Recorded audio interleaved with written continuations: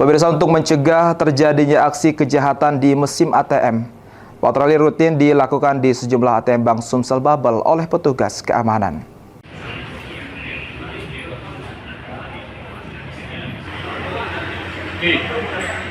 Guna memberikan pelayanan terbaik bagi para nasabah, pihak Bank Sumsel Babel khususnya tim keamanan melakukan patroli rutin.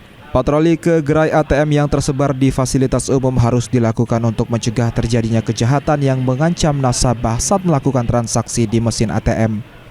Kejahatan yang rentan terjadi seperti kejahatan penipuan online, pembobolan ATM dan pengerusakan mesin ATM untuk mengelabui nasabah saat transaksi.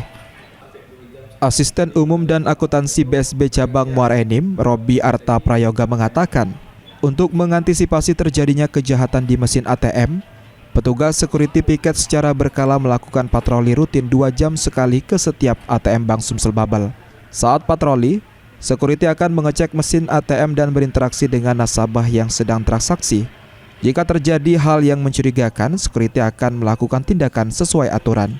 Pelayanan harus dilakukan lebih hati-hati dan intens saat berada di gerai ATM fasilitas umum agar keamanan dan kenyamanan tetap terjaga.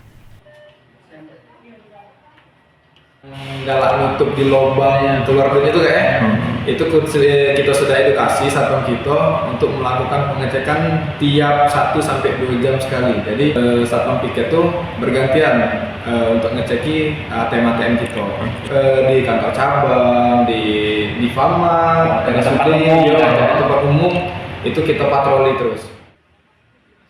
Diharapkan dengan melakukan patroli rutin, tindak kejahatan bisa dicegah dan pelayanan bisa dirasakan para nasabah. Jika terjadi hal yang mencurigakan, tim keamanan akan berkoordinasi dengan pihak kepolisian. Mardiansyah, PAL TV.